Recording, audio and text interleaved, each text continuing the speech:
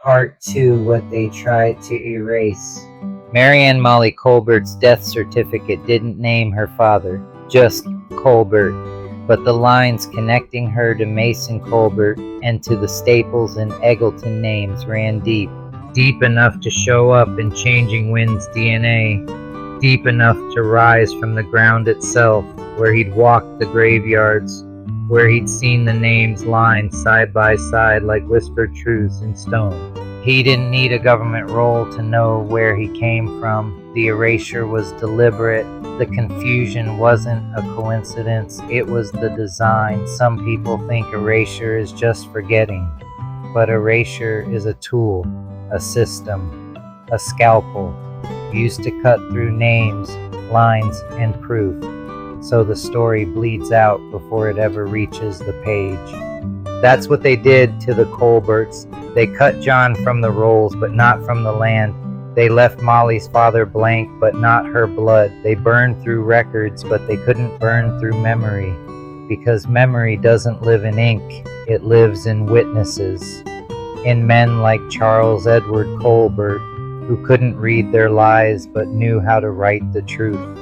Charles never read a novel, never wrote a letter, but on every important document his name was clear, like he'd practiced for that moment his whole life.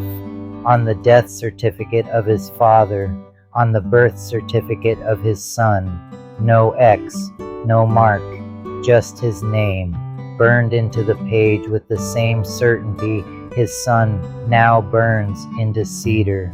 He signed every page like a declaration of war.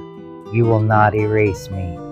And Changing Winds, he carries that same defiance, not with weapons, but with wood, not with violence, but with vision. He doesn't need enrollment to know who lit the fire inside him. He doesn't need permission to name the names they tried to bury. Changing Winds signs his work the same way, not to mimic his father, but to honor him, to show that handwriting is more than style, it's inheritance. It's proof that some things survive even when names get wiped from the record. Each lamp he builds is a resurrection, each fire a story. He doesn't craft them to sell, he creates them to remember. Signed, dated, and blessed in the old tongue.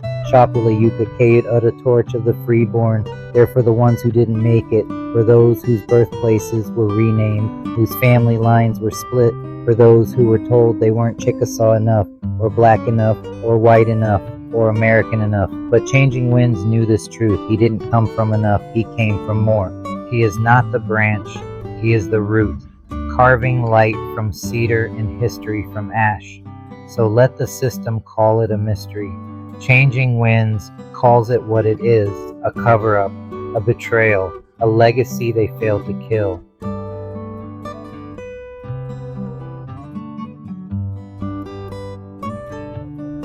Olihanchi Mollie here. I need a favor. Look, can you like it, dislike it, share it, or pretend you didn't see it? Just don't scroll in silence. Hit the subscribe, drop a comment, 7 words minimal, make them count. Oh, and if you get the taste, grab some merch. Links will be in the description. Support the story.